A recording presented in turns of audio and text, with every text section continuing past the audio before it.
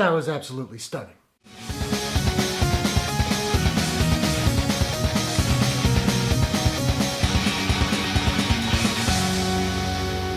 Midnight Mass is a drama horror mystery miniseries from writer-director Mike Flanagan and Netflix. The series stars Zach Gilford, Rahul Kohli, Annabeth Gish, Hamish Linklater, Kate Siegel, Robert Longstreet, and Samantha Sloyan. An isolated island community experiences miraculous events and frightening omens after the arrival of a charismatic, mysterious young priest. So I'm a huge Mike Flanagan fan. I haven't seen everything he's done. I've seen most of it, and I've really liked or loved everything that I've seen, including Oculus, Gerald's Game, Dr. Sleep, and The Hauntings of Hill House and Bly Manor. So obviously I was really looking forward to this. And I don't want to bury the lead. As I said off the top, this thing is absolutely stunning. It is one of the best things I've watched all year. I honestly wish I could sleep on it a night just to simmer on my thoughts before I make this review, but I can't.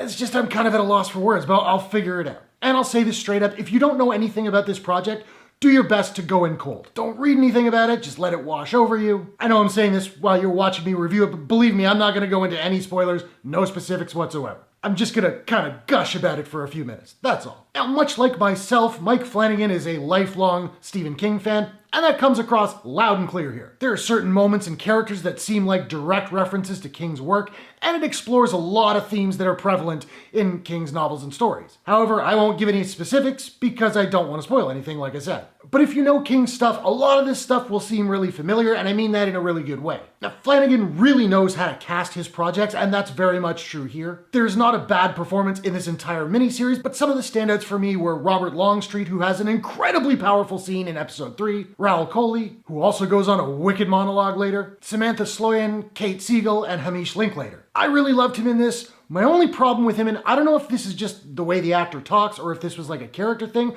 but he mumbles a lot in the show, sometimes to the point where I was finding it hard to understand what he was saying and I had to turn the subtitles on. The writing in here is elegant and cyclical. It's so important and rewarding to pay attention to every line because so much of it will become relevant again, but oftentimes recontextualized in a different way, which is great because it doesn't feel repetitive. In fact, I do feel like the show is in one specific way very much like Breaking Bad, in that there's nothing in the show that just happens to be there. Everything's there for a reason, everything serves a purpose, and I think it'll be fascinating to rewatch this thing again, knowing now what I know and watching the breadcrumbs be doled out. Now, I would say don't go into this expecting full-blown horror. In so many ways, it really is more of a religious drama with some sort of horrifying undertones. That said, it does get pretty creepy at times. I'm also not certain of this, so take it with a grain of salt, but I'm pretty sure I remember Mike Flanagan saying on some podcast somewhere that he is not a religious man. I don't know, maybe he was raised Catholic and walked away from it. All I'm saying is the man knows his religious stuff, and not even just Catholicism. Like, this show goes deep. Now, earlier I mentioned that Robert Longstreet has a really powerful moment in episode 3. There are a lot of those in this show, and they're oftentimes coupled with these